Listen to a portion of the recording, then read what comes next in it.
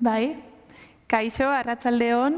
Bueno, lehenik eta behin eskerrak eman dizkizuegu Lumafest 2023 edizio honen lehenengo saiora etorri zareten guztioi. Eskerrik asko jaialdia posible egiten duten pertsona guztiei. Eskerrik asko noski Gipuzkoako Foru Aldundiko Kultura Departamentuari ekimen hau berriz ere sustatzeagatik. Eta Elkar argitaletxeari edizio honetan izan dugun kolaborazio oparoagatik. Eta noski, mila esker gure gaurko gonbidatuei, Jasone Osorori eta Carlos Aretxabaletari. Kaixo, arratsaldeon, zemoz? Ondo? Bai, prest zaudete. Bueno, gaurkoa oso saio berezia da guretzat, lehenengo aldiz jaialdian bi egileren arteko elkarrizketa izango dugu eta pentsatzen dugu oso interesgarria izango dela.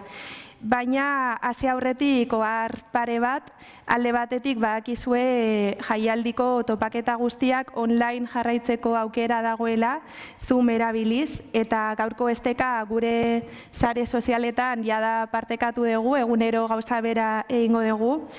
Zoomen bitartez aukera dago hizkuntza aldatzeko, gaurko saioa euskaraz izango da, baina bat-bateko itzulpena eskaintzen dugu gaztelerara, eta gelan dagoen edonork ere eskatu dezake esteka konektatzeko eta bat-bateko itzulpena entzuteko.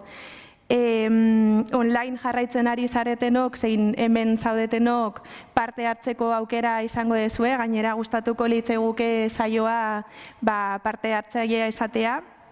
Eta Sofka Grabozka arduratuko da gaur moderatzaile lanak egiteaz, berak jasoko ditu iruzkinak eta galderak online, eta gure egilei transmitituko dizkie. Bestalde, sare sozialetan topaketa jarraitzen badezue, eskertuko dizuegu mesedez Luma Festivala, hashtaga edo traola erabiltzea. Eta besterik gabe, mila esker, gaurko egileak labur-labur aurkeztuko dizkizuet. Jasone Osoro Elgoibarren jaio zen, 1971an, eta informazio zientzietan lizentziatu ondoren zine gidoigintzari buruzko gradu ostekoa egin zuen Bartzelonan. Kazetaria da ikasketaz eta prentsan ez ezik telebistan ere izan da gidoigile, literaturari dagokionez tentazioak eta korapiloak ipuin liburuak, Isadora Duncan biografia eta Greta zein Amabietan Bermuta eleberriak idatzi ditu. Gaztetxoentzat sortuak ditu Jara, Ezekiel eta Eskularru Beltzak bildumak eta ezin dugu ahaztu Goazen telesaileko liburu bilduma ere. Literaturan egin duen ibilbide oparoaren erakusgarri dira ondorengo sariak, Zazpikale, Igartza saria, Zilarrezko Euskadi saria, Agustin Zubikarai saria, Jul, Liburu Gaztea, besteak beste. 2021an festa argitaratu zuen Elkar argitaletxearekin, gaur izpide izango dugun eleberri garaikidea, eta labur-labur aurkeztuko dugu argumentua. 16 urteko Sofia da protagonista, bere laguna Andrearekin batera, eta udako festarik sonatuenean Sofiak eta Ibanek ezin diote ezetzik esan elkarrenganako erakarmenari, eta Sofia haurdun geratzen da. Momentuz horrela utziko dugu eta gero aukera izango dugu eleberrian eta planteatzen dituzun gaietan sakontzeko. Eta bestalde, Carlos Aretxabaleta txapel Kigalin jaio zen Ruandan, 1980 urtean, bakit denek jakin nahi dutela zergatik jaio zen Carlos Ruandan, eta erantzuna da bere gurasoak horari zirela lanean, medikuntzan, biak. Eta okerrez banago magisteritza eta euskal filologia ikasi zuen, poesia idazten hasi zen literaturan, 2016 urtean Hitz Margotuak izeneko poema liburua argitaratu zuen, eta 2021 urtean kaixomaitia.eus eta Elkar argitaletxeak antolaturiko lehenengo ipuin erotikoen lehiaketa irabazi zuen Adiorik ez ipuin laburrarekin. Mendizaletasuna eta sexua hizpide izan ditu komunikabideetan argitaratutako beste hainbat idatzi sortzeko, eta iaz 2022an Elkarrekin ere sexua atera zuen. Gaztei zuzendutako ipuin erotikoen bilduma da, guztira 9 kontakizun jasotze ditu, eta sinopsi askotan agertzen den okerrez banago Oscar Wilden esaldi honek ondo laburbiltzen du edukia. tentazioa saskatzeko modurik onena tentaldian bertan erortzea da, ez? Hori izan daiteke laburpena. Bueno, gaurko saiorako hauek dira aukeratu ditugun bi liburuak, Festa eta Sexua, baina hauekin hasi aurretik galdera orokor batzuk egin nahi dizkizuet, eta zurekin hasiko naiz Jasone. Zure ibilbidea ikusita hainbeste liburu nerabeei eta gazteei zuzendutako hainbeste lanekin, zein da sekretua belaunaldi gazteak ulertzeko edo zein da sekretua gazteekin konektatzeko, sekreturik baldin badago, edo bestera batera izan da uste duzu gazteak beti gazte direla, edo gazteak aldatzen joaten direla eta haiei zuzendutako literatura egokitu behar dela aldaketa horiei. Bueno, sekretua ez dakit nik sekreturi dauan. Sekretua jakingo bagenu, betingo genuke aldala jendeari gustatzen zaizkion liburuak idatzi, ezta. Nik oso argi daka, nik idazten dutenia, lehenik eta behin, nik ondo pasatu behar detela, hori oinarrizkoa da. Nez da sufritzen dan idazten, baitxa ere, baina hori igual aurrera ingo berba. Baina gaztentzat idazten dutenean, ni saiatzen naizena da, nolet izateko nire barruan dauan gazte hori kanpora ateratzen. Eta gaztea izatea, gaur egun, eroindala 30 urte, ni nahiz da gaztea sentitu, konstientera izan gaztea, ez bentsatamen dauden gazten adinekoa, baina igual aldatu dana, aldatu da igual teknologia, ez da? Ni neuskanian 14-15 urte, ez zeuden ordenagailuak, ez zeuden sare sozialak, ez zeuden mobilak, eta ez maz jarra idatzen abanean ere nik esango nuke ez ditutela aipatzen gauza horiek. Orduan gero junez pixka nahi bali baduzu idazten dutena egokitzen testu ingurura. Baina ostantzean nerabe bat izatea edo gazte bat gaur egun eroindala 30 urte nik uste funtsan ez dela inbeste aldatu. Orduan da pixkat hori ateratzea, ez da? Emozioetatik edo sentimenduetatik abiatutako hori. Eta beraiek identifikatzeko moduko historioak edo akzioak edo gauza horiek idaztea. Ni saiatzen ez hori egiten bentsat. Festako zure biografian ere arreta dituzian jartzen duela Jasone Osorok ere 16 urte izan zituen eta ez? Bai, egizan idazten dozunean beti sartzen zera pertsonaien azalean, 16 urte euki, 80 urte euki, emakumezko izan, gizona, haur bat, azkenean gure lana da, gure ginkizuna nola esateko, aktorek itzen duten antzeko zerbait egitea, ez? Aktore batek ere, segun ze rol daukan pelikula edo telesail baten horren arabera antzestu behar du. Guk itzen duguna gauza bera. Orduan, batzutan gertuago zaude pertsonai edo, pertsonai horitatik, baina dozen modutan da oso ariketa ona, da modu bat bizitzeko bizitza asko, ez? Bai idatziz eta baita irakurriz ere, klaro. Baina idatzi zu daukazu boterea, zu sortzen dozulako zer gertatzen den, ez da? Ezagit, Carlos, zuk ere horrela ikusten dezun gainera irakaslea zea, ez? Eta behar bat horrek emate dizu beste gertutasun bat gaztekin? Bai, nik ikusten dena da gazteak beti zingo direla gazte. Eta, garaiak aldatu iten dire, modak, korronteak aldatu iten dire, gu idazleok egin behar dugune da, betaurreko desberdinak ibili, modaren arabera eta garaian arabera, eta jakin behar dugu kanal bat sortzean gazteak, guizin gara gazte, baina Jasunek esan duen moduen, aldaketa da, ala beharrez. Ostantzean, ez da bilen ure ugertu iten da, ezin gara ibili, horri belduko otzegu, baina nik pentsetan dut, gai izin behar gareala, idazte prozesu horretan egokitu jakitea. Eta, festa aipatu dugu duela momentu bat, eta gaur egungo gazteak nolakoak diren, baina liburuari buruz hitz egiten hasteko Jasone, esan behar dizut, arreta ditu dela nolakoak diren festa liburuan agertzen diren gurasoak, ez? Badirudi haien jarrerak, seme-alabekin duten komunikazioa, eta egoera batzuk onartzeko duten modua, ez? Nolabait aldatu direla, ez dakit, pentsatzezun hori gurasoak ere bai aldatu direla, eta festako gurasoak horren adierazgarri direla, nolabait? Festan daude guraso mota diferenteak. Ez dut usten dianak patroi berekoak, ez da? Ez da nahi, badago ama bat, pixka liberalagoa erodana, gero beste bi ama, Lili eta Monika, bada askoz, ez dakit, gehiago babesten du, alaba gehiago zaintzen du, gehiago kontrolatzen du, besteak, bueno, gehiago lagatzen dio gan egiten, gero badaude beste batzuk igual tradizionalagoa dianak. Nik uste dut pixka saiatu naiz puzle hori osatzen, bai, eta egia da gaur egun gizartea hori dela. Guraso mota desberdinak daude. Baina horrek ez du esan nahi, literaturan irakurtzen den guztia erreala danik. Errealitatean oinarritzen gera, baina gero ez da erreala.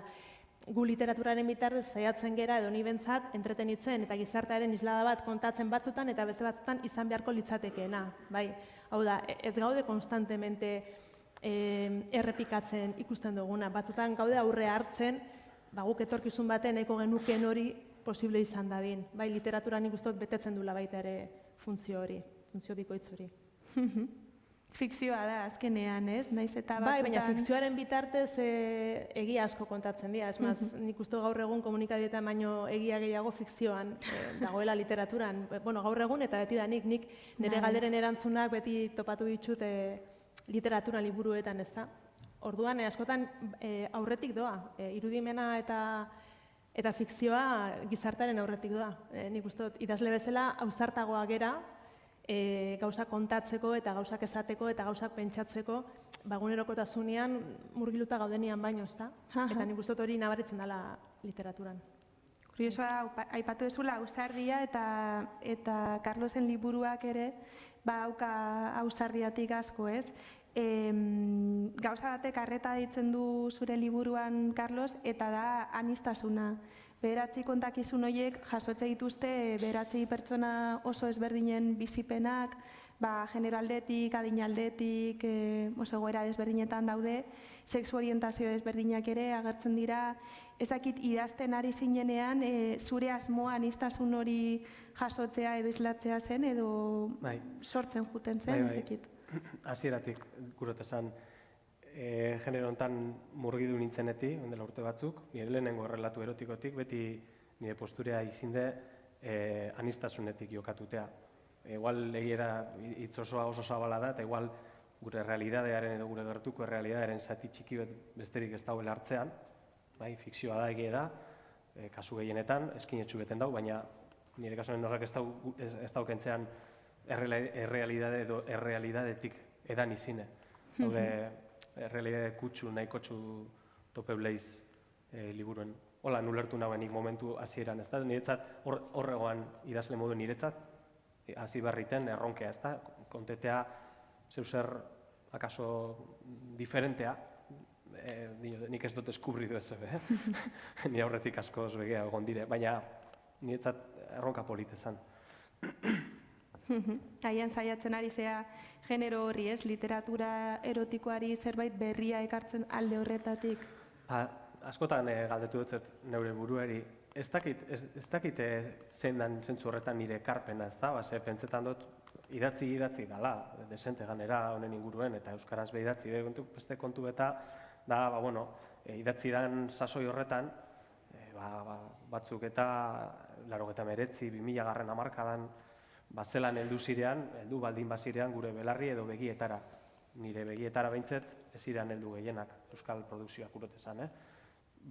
Orduen, niretzat izinde zentzu askotan bazerotik aste aldez. Orduen, polite izinde. Baina, horrek ez daukentzean lehenagotik ez danik egin, Bai. Igual, gero pentsatuta nukan galdetzea, baina zeintzuk izan dira zure referenteak euskal literatura erotikoan? Ninguren bezan behot, askotan galdetute doztielako, ez da, referentean bat edo, nik ez tego tolan referente diot. Askotan lotute joaten da idazten dozun genero hori, ez da, edo zeuzelan hiltzatu iten jako, ez da, idazle hori, ez dakit, bat amatek egiten dau punk rocka musikan, eta zein da zure punk rock, niri guztetain eta folka. Baina naz itzelesko abeslari beste generoan, ez teko tolan zer berezirik, baina egie da, beti denik, kasontan, Xabier Montoiak ibilten dauzen deskribapenak, nahite Xabier Montoia berez izin espezialistea egualde genero hontan erotikoan, beti arreta gehitu izin dozte zelan, ez dakit, bererara, gordinkeriak eta kopla barik ibilten da deskribi duten gauzek gaituten. Da orduen nitzako Xabier Montoiak beti aukin deu puntu hori. Gero, egie da, sasoi beten, eta liburu hori bai heldu zen nigana, nire inguruen Bizkaian egiten zen txapelketa bat, Basauri inguruen, eta txapelketa hori zen literatura erotikoana. Eta txalapartak gerora sortu zauen bilduma bat horren ganean, literatura, bai, Juan Martínez Lespurun bitartez, eta bueno, badauz izen batzuk nahiko ezagunek gaur egun bebai, hor dauz Julen Gaviria, Edorta Jimenez, Igor Estankona, idazle multzo horren artean da, euretariko batzuk, abiez Igor Regastratua dekot, eta baleidu bere gauzatzuek, hor dauz haurik, ez dakizu. Hori esan albadot zeuzer euskal literatura erotikoan ganean. Gero, badau beste neska bat, eta aprobetza gurot plaza hori izateko, nik sasoi beten kolaborazioak egiten neuzen Gaztezulon. Eta txandakatuten gintzezan, hau da, nik egiten neuzen errelatu erotikoak, esan daigun, Urtarrilen eta Martien, baina igual Zezeien eta Jorraian egiten zeuzen beste neska bate, Katalin Artolak. Jo, ez dakit ez izena izango dan, eta baina beringuruen ez da zer lehi duten horti zehar, eta Katalin Artolak idazten dauz oso errelatu politek. Ni sasoi horretan, asan etxoten nengoan, ia noiz lehidu bere liburuan. Ja, kuriosoa esatezuna ez, azkenean literatura erotikoa edo erotismoa literaturan ere zerbait transversala da, eta azkenean egile asko jorratu ezakete beste motako edo beste generoko liburu batean, eta horietatik ere ikasi eta gauzak hartu, ez? Bai, eta klasiko honetatik be, bai, Angel Lertzundik be, pasada barazelan igual pasarte txiki baten bitartez, igual ez da bere hildoa, baina berak nire ustez kasu horretan, akorduen dekot liburu ez, baina pasartea berak esotzen iten izkin pasarteari eta polito eta naturaltasunez, badauz adibide, badau partidea. Jasonerentzat galdera orain. Sofiari buruz hitz egingo dugu pixkat gehiago festako protagonistari buruz, eta behar bada ez dakite oso gauza garrantzitsua den, baina niri deigarria iruditu zait baitere bere gorputzaz duen ikuspegia, ez? Nola azkenean ohituta gaude eta askotan literaturan ere ikusten dugun erabeak, batez ere neskak, haien gorputzak gorrotatzen dituztela, eta Sofiaren kasuan ez da horrela. Pasarte bat azpimarratu dut, eta hau esaten da festan. Aita joan zenean, mototxean jaso zuen ilea eta toaiak kenduta izpiluan behiratu zuen bere burua. Titi handiak zituen, gerri estua, mokorroparoak eta iztergi hartzuak, bere gorputza maite zuen. Ez dakiten ben ere, lehen aipatu dezun zure batzutan igual nahi hori gizartearei pizkat aurreratzeko nahi hori edo islatzen ari zaren edo pentsatze dezun ja gaur egungo neraben, gaur egungo neska gazteen artean gorputza ikusteko modua aldatu dela. Bueno, a ber, pixka bixetatik dago, egisa da, alde batetik badau nahi bat, literaturaren bitartez normalizatzeko baita ere jarrera batzuk, ezta? Edo tradizionalki, gizarte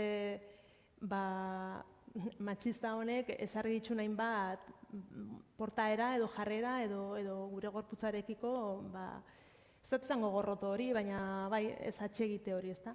Alde batetik badago hori. Eta bestetik ni bi alaban ama naiz, nire alabek 13 eta 15 urte daukate, eta ni konparatzen naiz beraien adina naukanean nik nire buruarekiko, nire gorputzarekiko ze ikuspegi naukan eta beraien horako daukaten, eta bai ikustut aldaketa bat egon dela, momentuz. Igual 2 urte barru ikuste itxu daudela, zoratzen, ez dutela maite beraien ez dakit zer. Baina bai esango nuke, bada hola, ez dakit, nik bai ikustot neskek gaur egun beste alduntze bat daukatela beraien gorputzarekin, eta dituzte beraien beldurrak eta beraien inseguridadia baita ere, eta normala da nerabe izan da, ezta? Nerabetasuna da zalantaz betetako garai bat.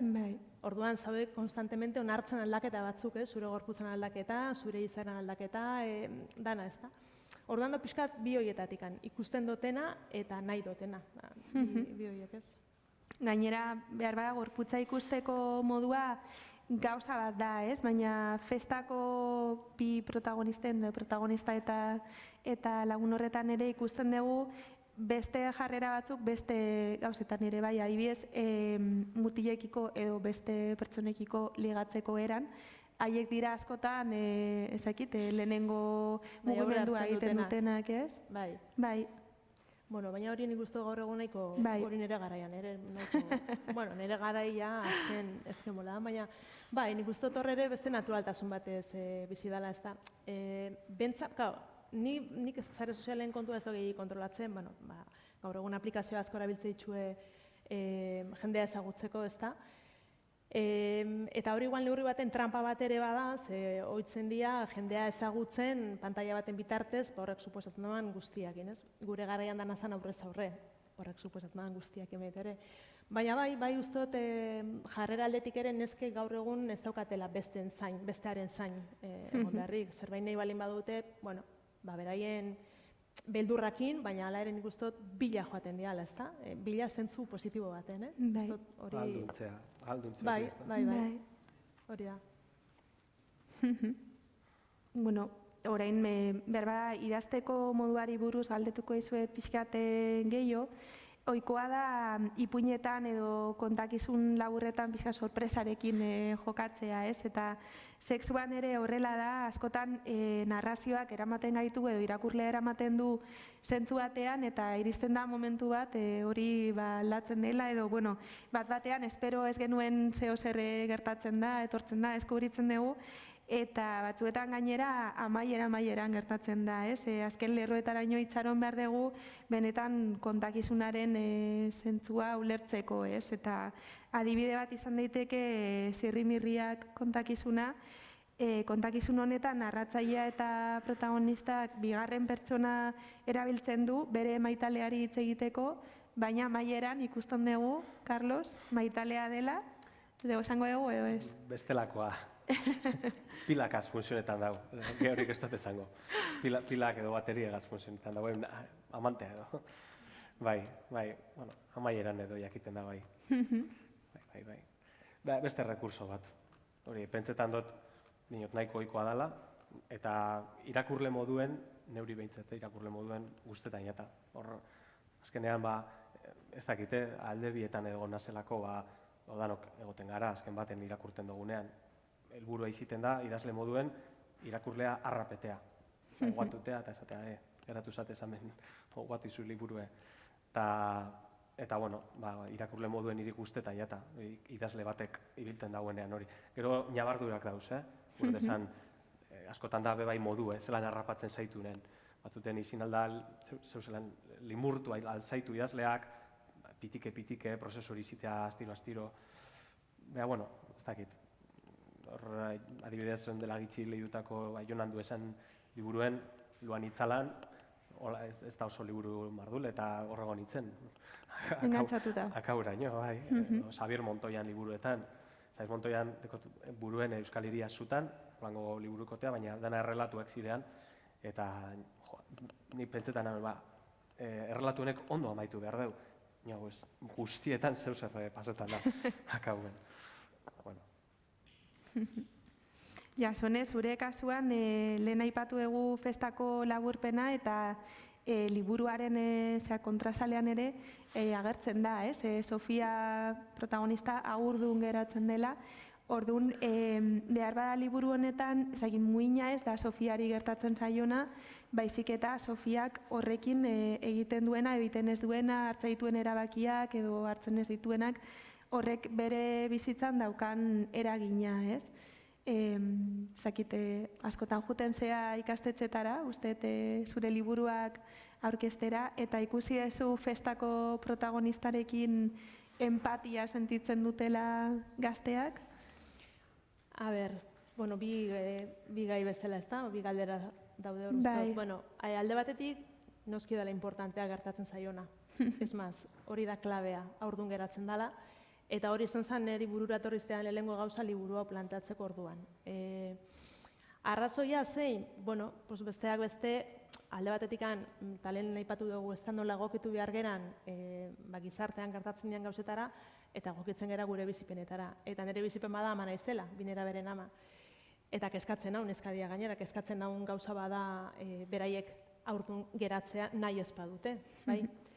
Eta dauka sentsazioa bizi garela gizarte baten, teorian informazio asko dauan, tailer asko, eskoletara joaten zaizkie gai hauetaz berba egitera, suposatzen da eskura daukatela informazio hori, baina era berean, batzuan be pentsatzen dut gauza asko zaizkiela geratzen, bai. Edo, bueno, gu badakigu, edo igual heldu batengandik etortzen baldin bazai informazioa paso egiten dutela, ero da, oraindik ere, gertatzen dian gauza dira, nerabeak haurdun geratzearena. Orduan, lehen esan duten bezala, nola, nik asko sinesten duten fikzioak daukan funtzioan, pentsatu naban historio bat, fikziozko historio bat idaztea, hain zuzen, beraien gana iristeko mezu hori, ez?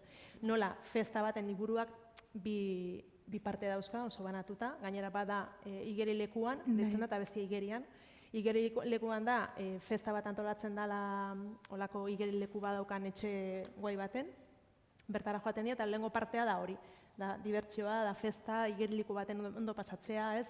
Bizitzan ezer larririk gertatuko espaliz bezala, gaztea izatea zer dan, eta alkohola, eta sexua, eta sekula gertatuko eztan zerbaiten abaro horretan bizi zen, ezta?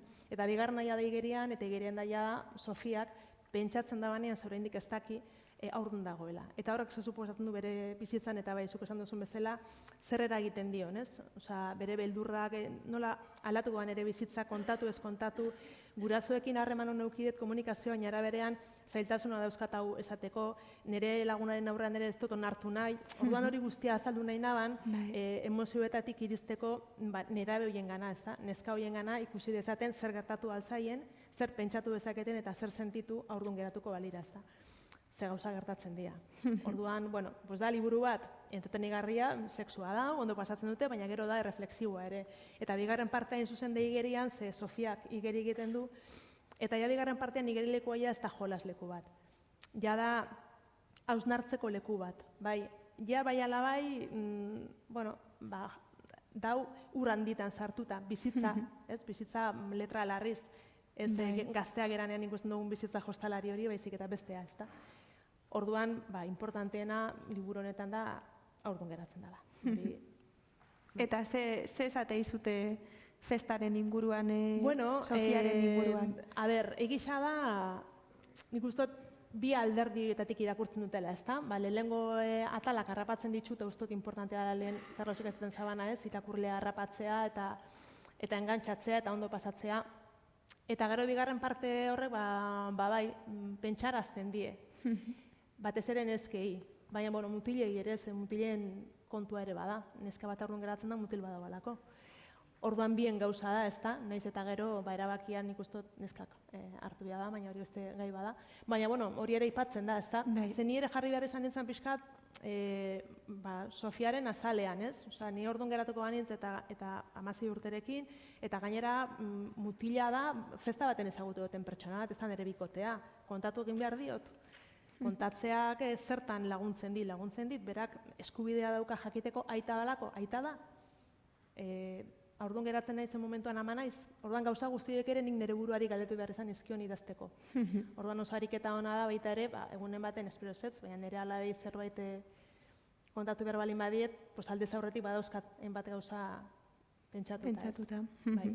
Bai, egia festan Sofiaren barne mundu guzti hori agertzen dela, ez, bere zalantza guztiak hasieran ez du onartzen, gero ezaki hori nori kontatu, nola kontatu, zer erabaki hartu, nola hartu erabakia, inkluso bere lagunarekin krisi bat sufritzen du honengatik, ez? Lagunak lagundu nahi dio, baina bera momentu horretan ez dago prest laguntza jasotzeko. Hori ere pixkan daina ban azaldu, ez da?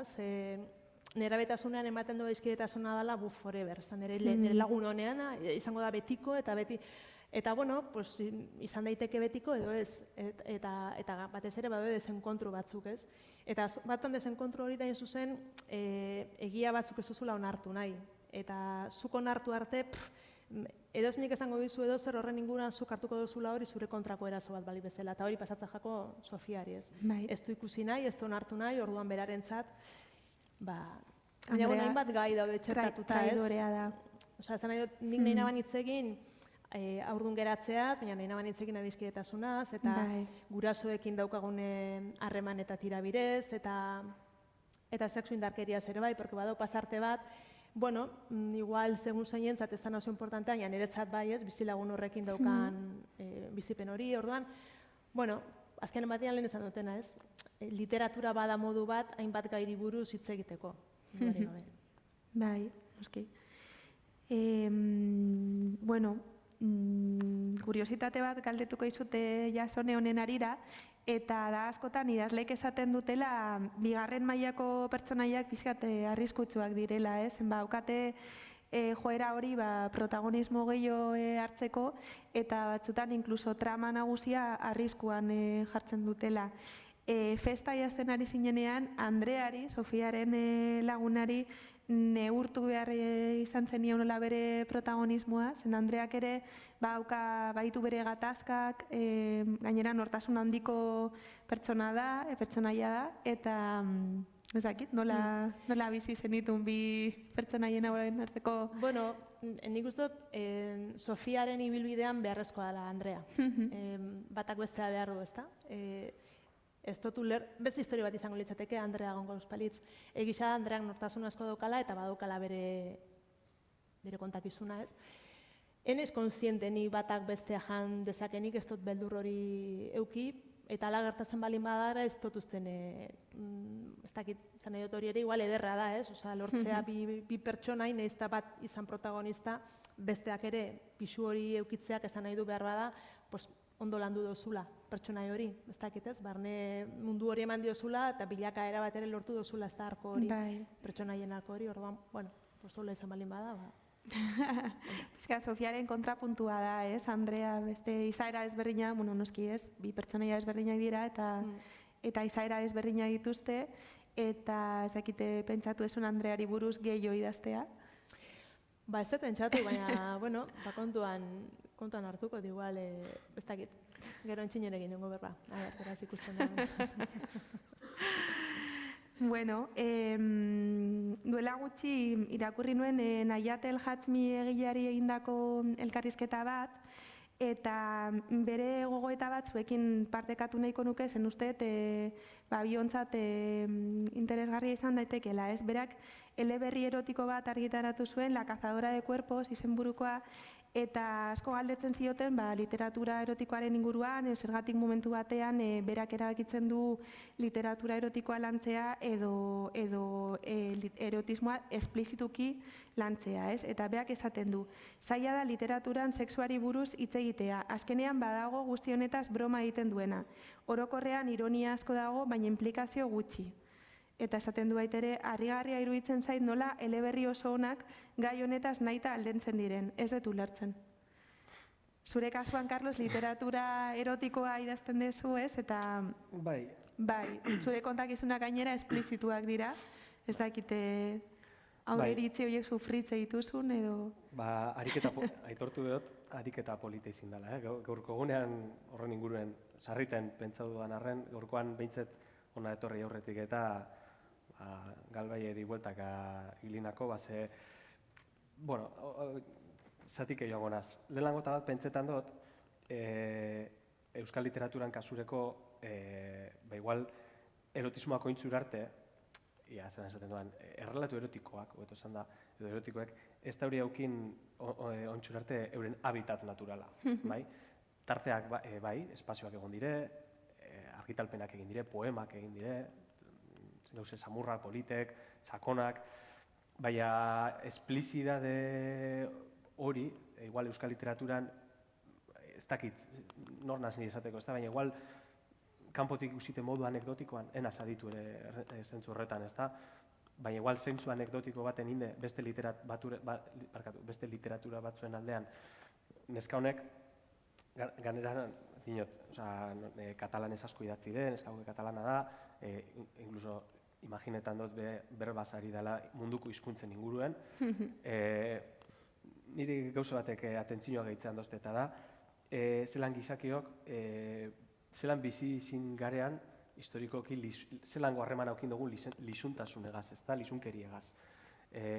Dinot, historikoki, ez da gaur hori, hausnarketa hori indot. Dinot, erromatarren garaien, hain urrin joan da bez, dinot, edo kroken garaien, eta azten azpentzetan, da dinot, eta mazazpi eta mazortzigarren mendeatan, gorteatan eta beratzen mundu horretan, ez dakit, igual, dinot ez nazeuren garaikidea, baina helduiakune gaitik, lizunkeri esan, euren bizitzetako beste gauze bat, beste atal bat, eta ez zaurien eroaten hainbest, dinot, eskutuen edo ez dakit, igual jente aberatzak aukiten zauen horretarako lizentzie, bai, igual jente eseak ez, baina nik bai pentsetan dut letren munduen, alor hori, edo erotismoan puntu hori bai egondala gotortut, ez da, zuzelan, akaso, sakrala izaute, puritanismoan inguruen, edo pseudo-puritanismo baten inguruen, horrek galderak indotze da neure burueri, ez da? Zer dela eta ointxur arte, egondan hain, oston dute eta segaitik lotza hori, horren, segatik naturaltasunari eskin egin, segatik ez onartu eta onja ekarrikot plazara gure alorra, ez da? Segatik euskal literaturan egondain, ez dakit, bastartut edo, kanonak dauzbe bai, korronteak, garaiak, lehen hasieran esan dudan moduen, eta kanonak denbora garrenean aldatuten doaz, eta argi dau, 21. mendean gauzela, eta 21. mendeko 2. hamarkadan. Korronteak aldatzen dire, personak aldatzen dire, nortasunek, 20 urtearen buruen, nik neure burua gaztetzat hartzen dut batzuten, baina badakiten nazela, ostras, 15 urtean, 20 urtean, zenbat aldatu diren. Aldaketa horrek berez ekarriko dauzolango literatura aldaketak. Eta sexua da ez gauza barribet, baina, bada beste harribet, moltzoan. Nola ikuste zuzuk jasonez? Neia festa ez dela literatura erotikoa, baina erabaki ezu agertzen dian estena batzuk esplizituak izatea. Eta da gazte publikoari zuzendutako eleberri bat. Ziritzi dakaten literatura erotikoan inguruan? Bueno, honen inguruan, ez? Aber, serio hartzen dan, edo oraindik broma egiteko joera dagoen. Nik kontako izun nire esperientzia. Eta hor ikusten da ze gaztiak zeraten zuek, porque nire lehenengo liburua Tentazioa ditzen zen, 1988an publikatu zen. Esma, sinopsian agertzen zen baitere, zure sinopsian agertzen den tentazioari aurre egiteko zera berdina. Eta ni sortu nintzen, honi atean nintzen euskal literaturara 3 etiketakin, emakumea, gaztea eta literatura erotikoa. Eta, ni urte askotan egon naiz horren kontra borrokatzen. Ze bai sentitzen aban, tratatzen indutela emakume, gazte eta literatura erotikoa, hau da, gutxi ez den literatura bat baliz bezala ez da. Eta inkluso zineztarazi zidaten, ni hori nitzala, gauza kasual bat, o moda bat, ero, nire liburuak saltzen ziala, ezaugarri horiengatik, ez da. Orduan, pasau dia ja, zenbat urte, kalkulu egingo dugu, 25 urte tentazioak etaren abanetik, 98tik, bai. Justo. Bai, eta, ni parte hartu naban Elespurun bilduma horretan ere bai, porque urten zan liburu bat, Euskal Idazle, izan zan bilduma nahiko potentea, desente liburu aterazian. Ezan izan bakarrik aldakauko zera hori, liburu batzuk aterazian. Euskal Izunkeriaren antologian. Ez, gero zaban literatura izeneko bilduma bat, eta horrein liburu zeuden, eta bai, bueno. Baina, ahaztu egin da hori, biztan da, eta egisa da, oraindik ere nire dauka zentzazioa, segun ze idazten duzun eta literatura erotikoa idazteak euskeraz, bai daukala olako konotazio, ez da literatura serioa, bezala, ez da. Bai. Eta gero nik, festan sartu dut, ez naban ulertzen kontatzea historio hori kontatu gabe gertatzen dana, ez da? Eta gertatzen dana da, kontatzea harreman sexuala nolako izan dan, bai? Eta oso importantea zen, ze, harreman sexual bat baino gehiago daude, ezta? Baina, kasu honetan, aurdun geratzen dela nola. Ze, sarketa badau, baina ez da bere barruan isurtzen, baina, nahizta barruan ez isuri, hor badau isurketa bat, hasi egon daiteke, eta gertatzen dira gauzaiek. Ez da, orduan, niretzat kasu horretan importantea zen esplizituki kontatzea, ze harreman eukizuten, ez? Eta ni bai ustot, batez ere segun ze historio kontatu behar dozun, hori, naturala dela, aipatzea. Hilketa bat edo genero beltza hori datzi behar bali maduzu, behar bada datuekin kontatuko duzun bezala eta bizkribapenekin nolakoa izan da hilketa hori eta nola dagoan hilotza eta gauza eta beste, harremanei buruzko historio baten, ez, nik uste tokatzen dela baita ere naturaltasun guztiakin. Eta kanpotik ematen ezaion balioa guk eman beharko diogu, ez da? Idazle bezala, autore bezala, eta guk defendatu eta irakurleek gustoko bali madude, haiek ere defendatu, ezta? Egon beharrean beti beste kanpoko begirada horren zain, ez? Mikrofona ireki aurretik proposatuko dizuet ariketa txiki bat, orain zuek izango zarete elkarrizketatzaileak, orduan, Carlos, ze galdetuko zeniokezuk Jasoneri? Galdera bi ekarri doaz, atzerako lanak. Ez, bat eta erdi gure gozu. Azpimarratu dut, pasartetxu bet, eta horren arire, horra doa galdera. Leidukeran eta begietari sartu jotan urrongoa, eta izin zen interneten bilatzen du informazioa. 16 urte, aurrun, Googleen, ezta? Baina ezer fundamentuzkori ezer ez. Hori ikusi nauenean, uiek bikordunek paroiata zan, ezta? Zelango estukurea, ez dakit, momentu txarra edo okin badagoen gazte batek hori sentidukeran. Pentsetan dut, horren arire, ez dakit aititu dozun edo, baina kontzientziazio lan bikaina eretzi dutze dara liburu honi. Ez dakit guretan edo gure barik egondan didaktika landu edo, baina pentsetan dut oso kontzientziazio lan handia dagoela. Horra nire galdera, ama iziteak piztu hotzun argie? Ama iziteak edo aurretik ekarri zindun lan hori eginde, edo non zelan izitu jatzun argi, onbilea? Baina, aurdun geratzen inguruan, nerabe izan da aurdun... Bai, hori de, lan dutea, zelan okurri jatzun idaztea problematika honen ganean, neska... Bai, ama izateak, eragin dit binera beren ama izatea dudari gabe, bai. Horratik, balen aipatzen aban, ez da? Azkenean sorkuntza da oso gauza aldakorra, gai batzuk zuk bilatzen dituzu, eta beste batzuk etorritzen jatzuz, segun ze izeran bizitzen, oze izeran irakurtzen, edo inguruan ze kontatzen dizuen, edo eskoletara zu irakasle zeran neurrixan ikusiko duzu ze bizi duten beraiek ere, ez da? Eta orduan, nik uste dut, onerako eta txarrerako gu badakau azal bat oso, ez dakit, oso permeablea dana, ez da? Dana sartzen zaigu barrura. Eta barrura sartzen zaigu neurrian, niri bentsat askotan askurara egite dit, eta hori ateratzeko itxen detena da idatzi. Eta orduan, nerabe izan da, neska bat, orduan geratzea ze izan daiteken galdera sortu zen ere buruan, eta inabana izan zen idatzi. Eta bigarren galdera, idazle barri batentzat, zelango gomendiorik edo, ze gomendio mongo zauzkit niri idazle, azten da bilen idazle moduen. Bastagit. A ber, eske zango dizut beti izaten dutena oso tipikoa dela, baina hori da igual oraindik idazten, edazoinentzat hori niretzat ere da, idatzi eta irakurri, por supuesto, hori da ezinbestekoa. Eta gero, nik uste zure buruarin kaso. Begiratu zu benetan, zure zenari, zure intuizuari, eta entzun besteak esaten dutena, baina ez gehiegi. Azkenean horrek askatasuna kentzen du idazteko orduan. Eta oso importantea da askatasuna mantentzea idazteko. Eskerrik asko. Eta Jasone, zure galdera, edo galderak, Carlosentzat? Ez, nik galdera bat daukan bakarrik, eta galdera da ia gazteentzat jarraituko zuen idazten, ero helduentzat ere daukasun asmoa, eta bai batean da bai bestean jarraituko duzun genero honekin, ero daukasun asmoa beste generoren bat lantzeko, edo... Ez da galdera arraza.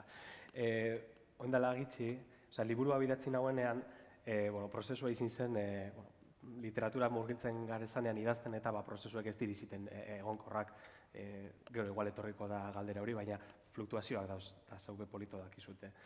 Orduen, liburu hau idatzi nagoenean, fluktuazioak egon zidean, batzuk naturala, beste batzuk bizitza personalanak, eta orduen amaitu nagoen, astoratut ez da berbea, baina apur bat blokeatuta moduen, posik zentzu baten, ni helburuetarikoa lortu nagoelako, baina bai behar nagoen, zeuzelan eguraztutea, apur betetzea, asazketea, zu dinoz moden, eta neure zentzuari kasu itea. Eta iraietik ona, udetik ona ibili nazi idazten mendi literatura.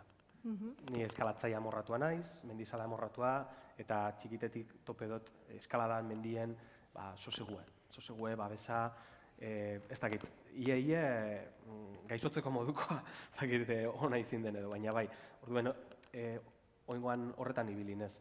Baia, orduan, bai, helduentzako banabilidazten, beste genero mota bat, beste literatura mota bat, baina pasebiatan asexual liburu egaz da, amaitu nahuenean, zeuselan lotu nintzen gustura posik, ez da, lortu dute erronka potolo bat, baina beti gure dugu gehiago askotan, ez da, autokritika egin dinot, zenbait geuz eitzi doa zane kontu barik, zenbait guztuko jatan borobildutea lan hau, ez da, ez dinot egingo danik sexua 2.0, baina badeko oin beste heldutasun betegaz, ordutik be lehidu dut, edo lehiduten abil, literaturan erotikoan ganeko gauzek, orduan beste heldutasun betegaz. Azten gara, persona moduen, idazle moduen da, bai, gurota amaitu edo segidu, bai.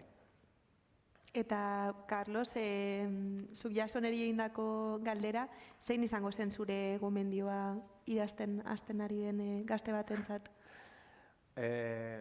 Bitu, geurre onantzan entorrela, bilinaz entzuten musik, nire, gustokoena, baina iaie musika talderik gogokoena dela Kuraia, pena baina ez da bizela joten. Eta badau esaldi bet, Zebra izeneko abestien, eta esaten dau, ikaragarri bilakatu, ikaratua izan ordez. Orduan, askotan, erronka potolen aurrean, ametzen aurrean, makurtu iten gara, ikaratu iten gara, eta, ikaragarri, sinestu behar dugu. Gara la hostia.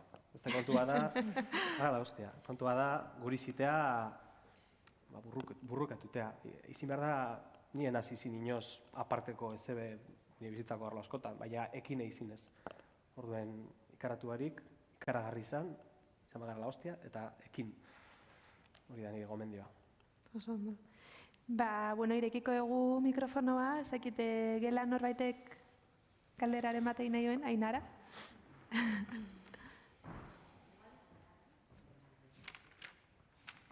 Eskerrik asko esaldiagatik, ze nahi pertsonalki momentu honetan etortze zait oso asko betetzen hau. Kontatuko eta anekdota bat eta gero galdera ingo izuet. Carlos, zure liburua irakurtzen hasi nintzenean, trenean irakurtzen duen hasi nintzen. Eta orduan sartu nintzen trenera, goizean, eta jartzen ditut aurikularrak trenean montatu baino lehen, eta irakurtzeko kenuen behar ditut, ez naiz multitask. Eta orduan neukan azala magalian, eta ikusitezan titulua, ez? Eta notatu nituen, begira da batzuk hemen, behiratzen, eta orduan ondoa behiratu nun, eta zeon gizon bat heldua, 50 pik urte, eta behiratzen zuela, eta hola, ez? Eta hasi nintzen irakurtzen, lizunkeriaren inguruan etorri zaita burura. Eta orduan nerabe bat altxazan, eta sentzian barkatu, ze irakurtzen naizea?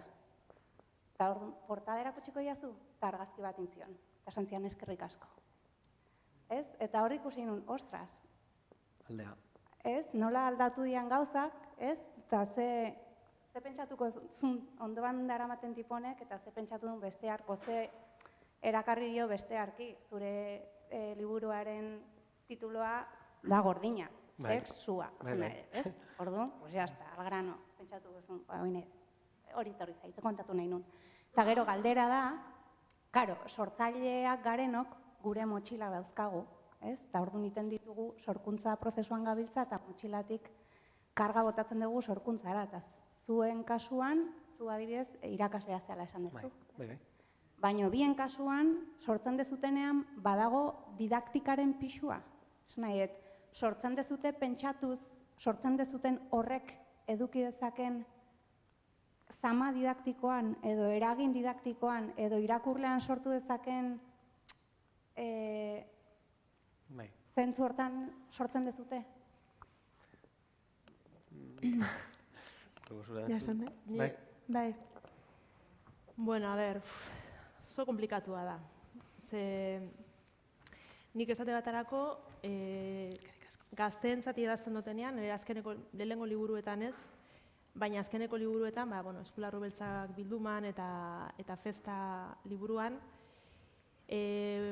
bai alegindu naiz, entretenigarria izateaz gain, hainbat, ez dakit, balio txertatzen, bai, balio izan dutenagatik, sinesten dutelako fikzioak eragin dezakela eta eragiten dabala gure buruan, gure pentsaeran eta hori dara. Orduan, erantzuna da, bai, baina kontuz horrekin. Zera berean, horredak arrisku bat. Eta arrisku bada autozentsura. Eta egoak moztu aldizkiogula gure irudimenari, sormenari. Eta sormenean espalimagera libre, sakabo. Errealitatean nahiko lotuta gaude, nahiko muga dazkagu, sormenean, sortzen egeranean ere, azteko mozten, ez da. Nik uste dut, sormena izan dela territorio erabat librea, nun dana dan posible, danak dakalekua, eta gero gizartea egon behar da prestatua, irakurtzen daban fikzio horren inguruan, autokritika egiteko, analizi bat egiteko, eta eztabaidatzeko. Baina ezin diogu beldurra fikzioari. Orduan, nik, ez dakit, irudi kontra esan adala, ez da? Baina, bueno, ni saiatzen ez beti bi horiek uztartzen. Eta egisa da, arreta gehiago jartze dutela igual, gazteentzat igazten dutenean, helduentzat, baina helduentzat igual ez dakaten presente hori. Baina bai, netzat pixkat kontuz ibilia gara horrekin, ze gaur egun dana da, kontuz, ze sortzen dozun, nolako pertsonaiak, hau besteak, kibidazu kontuan generoak, kibidazu kontuan ezakize, eta orduan, pentsatzen dut batzutan gaudela, como oso, ez du, ostras, ze idatzi bidot, porque ze irakurketa ingo da kanpotik, ez da irakurriko da bakarrikan, sortu dutela pertsone bat, ez dana politikoki zuzena, ez dakiz zer esaten edo egiten duelako, ez da pertsone bada. Fikzioa da. Ez ezagun fikzioa hil. Eta fikzioak, uste dut antzineri entzun entzela baten, fikzioak soportatzen du asko, eta gai da horretarako. Nik zera egiten dut, irakaslean zen artean bai, nire ikasleak ala beharrez, buruen aukiten dut, ez dakit efektu de fabrika edo holango zuzer, baina bai askoak horretan, eta sexuan liburuen bai ekarri duz ikasleak burure, neure esperientzia bizipen propioak be bai, eta fikziozkoak be bai, haude, tokian be agertan diren pasadizoak eta iaie bat amatek esan daldo, pentsezine dago errealitatean pasetea, alegin duna edo nola be urbilduten errealitatea. Baina, ados nago, jasonegaz, ez dut uste literaturan betiko sedea danik didaktikea.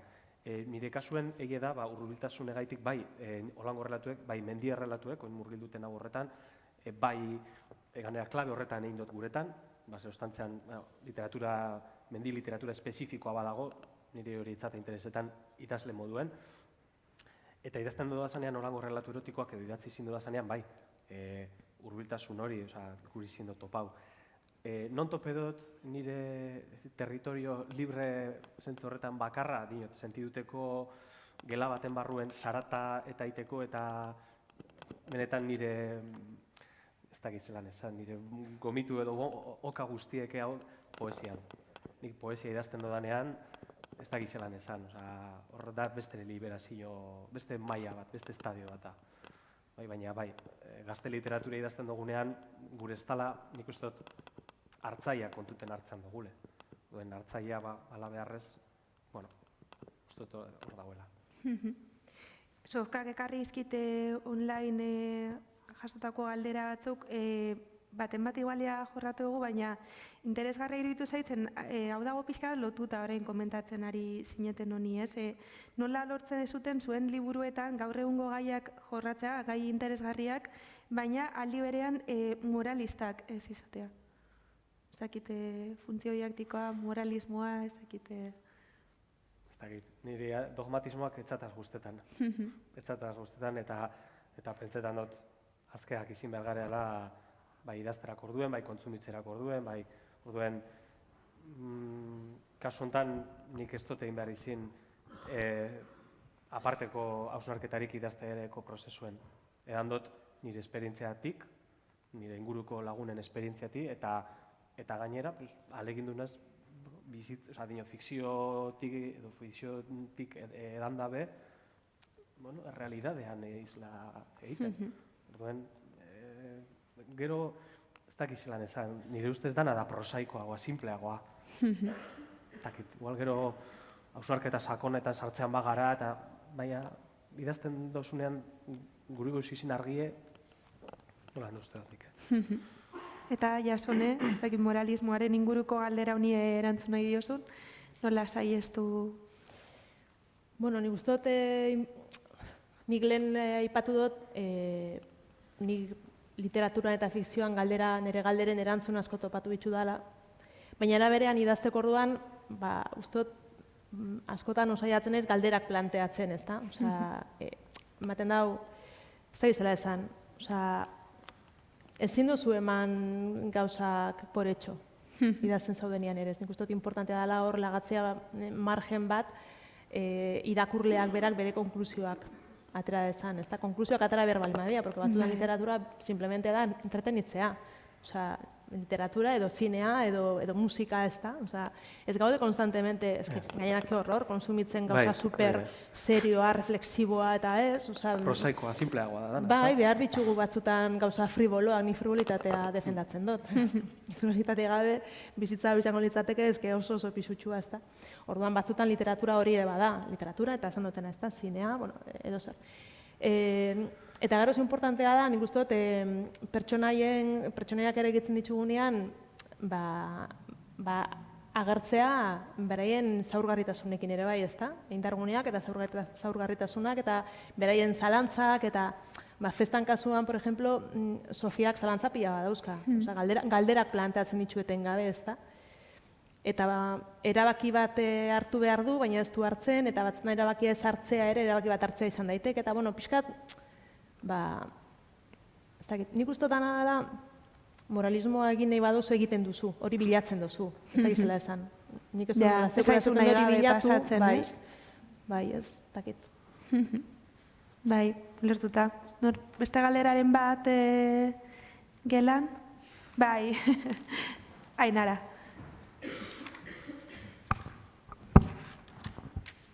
Honek ez dakaola ikusi zuzena, baina da, nik konsumitzen ditut ere serie pilo bat plataformetan, eta nire galdera askotan da, zergaitik ez daude euskal serie hobeak eta gehiago plataformetan, hain literatura oparoa edukita eta ere errelebo handia dago. Orduan, galdera da, zer pentsatzen dute zuek honen inguruan, eta beste bat, ea ikusiko zenituzketen zuen liburuak Netflixen, esate baterako. Jo, ez dakit. Nik uste dut, holango gaiek edo hausiek izaten direla, kanpotik behintzet ikusten dugu zenak, baino gatzagoak. Eta zenbat eta nagusiagoa egin, osarragoa, ikusten dut politikak edo bestelako eragileek dekiela itzelesko pisue. Alegin dutenaz hortik kanpo egoten eta biziten, baina bai pentsetan dut horrek badekola, hemen apostu edauz eta autuek eta horrek eusek ez dire iziten merkeak eta galderea da kultureak presiori badeko, ezta? Nik klaru dekot ezetz eta holango autuek hartu bako eliteki ez. Neure burua ikusiko neuke nire buruak Netflixen, ez dakit inoz ez duten galdera hori neure burueri. Ez dakit. Txiki ikusten dut neure burua, dino. Bai, garbi dago. Hor, nik uste dut, ETB-en kasuan, ez da? ETB sortu zanean esango nuke, produkzio propio telesailei dagokionean, produkzio gehiago zaukala gaur egun dokana, baina oin askoz gutxio ekoizten du naiz eta oin plataforma bat sortu behar duten, ikusentzuteko plataforma bat non fikzioa ingo duten, eta ikusiko da zer egiten den, eta zer datorren hor, eta, bueno, ez dakit ez. Baina dudarik gabe, hizkuntzaren normalkuntzarekin erabalotuta dago gaur egun ikusentzuteko produkzioa. Plataformetan espalima dago telesail bat edo pelikula bat euskeraz, gaur egun jendeak gero eta gehiago konsumitzen dula pantalla, hor edo hor sartzen gera edo desagertuko gera. Desagertuko da hizkuntza, esan nahi dut. Edo sare sozialetan dago euskera, edo plataformetan, edo bestela, ez da betorkizun, nik hori oso argi dakat orduan, hor apostu bat egin behar da, eta apostu hori da noski dirua. Ze ikusentzuteko bat egitea dirua da, dirua asko da. Baina, gero badaude, Moriarty, ez da, Gereño eta guztia gauze oso potente eta interesante eta onak egiten, eta oinere telesail bat ari dira prestatzen, eta, nik uste dut, talentua da, falta dana da, horren alde jartzea dirua eta gogoa. Eta gero beste galdera, Netflixen ikustean nire liburu bat, me encantaria, ez dut esango ez. Nire, azken batian da, ez dakit, literaturatik pasatzea, pantailara edo zera batera, ez da? Bai, guai egongo zen. Presaude proposamenak entzuteko, ez? Bai. Hemen bali madau baten batola. Bueno, bukatzeko esan dezu, Jasone, zuretzat importantea dela frivolitatea, ez? Eta pizkat igual ezain beste pentsatzea gauzetan. Orduan, planteatuko dizuete ronda azkar batekin bukatzea, jake hemen badiri ezagola galdera gehiago. Lehenengo galdera izango da Jasonerentzat, eta hurrengoa Carlosentzat. Eta jungo gehala txandakatzen. Bale, eta da pizkat ezagutzeko zuen ohiturak edo prozesuak, baina oso era hola azkar batean eta esandakoa pentsatu gabe, garatu gabe, oza... Bale? Jasone. Musikarekin edo musika gabe? Musika gabe. Gabe. Carlos, eskuz edo ordenagailuan? Ordenagailuz. Jasone, goizean, arratsaldean, gauean? Goizean. Carlos, etxean, liburutegian, kafetegi batean? Etxean. Jasone, izenburua hasieratik beharrezkoa da edo ez? Beharrezkoa ez, baina nik beti jartzen dut izenburu bat, azteko. Provisionala. Bai. Carlos, zuzentzea prozesuan zehar edo amaieran? Bitartean, hasieratik amaieran. Mora guztian. Etengabe. Jasone, zuk zeuk zuzentze dezu edo beste batek? Lehengo zeranik, baina gero editoreak daude, baina bai, lehengo nik. Carlos, galdera bizkate potoloagoa, estrategia edo inspirazioa? Estrategia edo, barkatu? Inspirazioa. Estrategiak ez dago ezetako balio inspirazioarik, eta inspirazioak ez dago ezetako balio estrategiarik gabe. Biak, behar dire. Ta, Jasone? Galdera hori? Bai. Bai, gauza bera. Ez dakit estrategia da nitza, baina lana, disiplina, garbi dau. Idea bat euki dezakezu, baina ez pasela lanian jartzen alperri da ideia hori, ez da. Eta, en cambio, lanian jartzen bazera ideia bat etorko jatzu. Gaur egun igual gehiago sinisten dute disiplina eta lanean inspirazio utxean baino bai. Eta azkeneko abiontzat ere, baldezue bitxikeriren bat edo superstizioren bat idazterako orduan? Dokumentue gordetea 17.000 karpetatan, badezpada. Galtzeko, ez? Ez galtzeako, pendrive baten, eta deskuiduen be imprimidute aukitea. Por si acaso. Por si acaso. Nik ez dakat. Ez? Bueno, eskerrik asko eta orain iritzia denok espero genuen momentua Luma Festivala mikrokontakizun lehiaketaren irabazleen izenen jakinarazpena. Gaur euskarazko modalitateko 2 irabazleen izenak jakingo ditugu eta hemen badaude saria banatuko zaie zuzenean momentuan. A ber, segundu bat. Jasone. Irabazle bakoitzak 2 euskarazko modalitatean eta 2 gaztelerazkoan 180 euroko bonoa jasoko du liburuak erosteko eta gonbidatutako idazleek sinatutako liburuak. Lehiaketa bakizue 14 eta 21 urte bitarteko gaztei zuzentzen dela eta urtarrilaren 21etik otsailaren 4 bitartean zabalik egon zen. Aurtengo ediziora aurkeztutako testuen maila azpimarratu nahi dugu, zaila iruditu zaigu irabazleak aukeratzea, baina gure gonbidatuen laguntza izan dugu eta horregatik Jasonek eta Carlosek aurkeztuko dizkigute saritutako testuak. Carlos, mesedez? Nino basiko bai. Tire, izena esan behot? Irakurri igual, bai. Mozio emateko. Bai.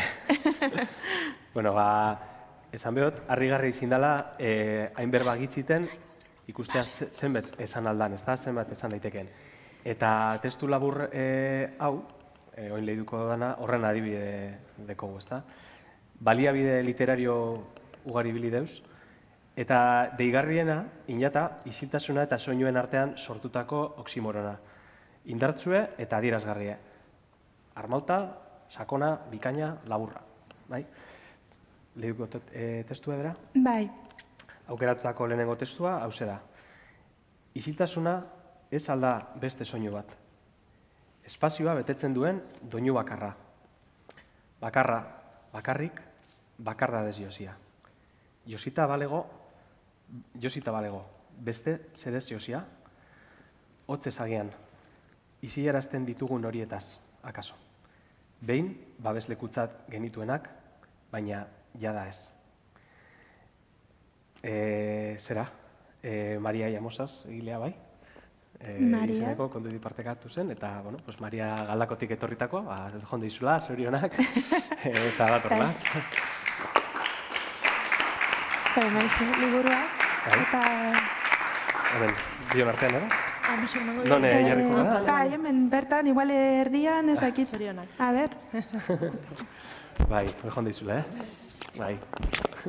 Zuretzat. A ber, harri hemen igual erdian, edo ez dakit argazki bat ateratzeko. erdian. Hori da. Oso ondo. Zein bio, aurra behiratu. Argazkireko, barretzu. Oso ondo. Listo? Bai. Nantzi, bai? Vale. Primera, Liburu honi mordo zuretzat. bat. zuretzat.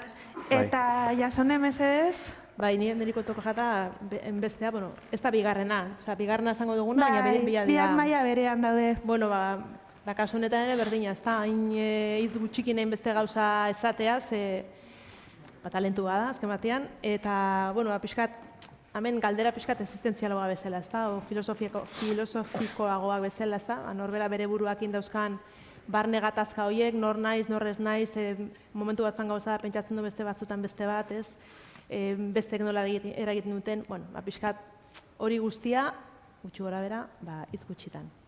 Eta hauxe da, testua. Norberaren baitako espazioa habitatzen jakin behar omen dugu. Baina tarteka norberak nor galtzen du berak irabaz dezan.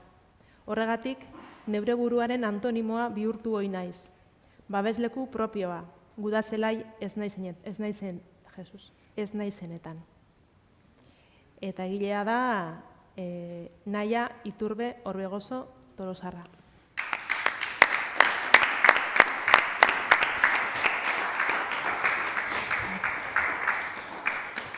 Bueno, zorionak. Zorionak,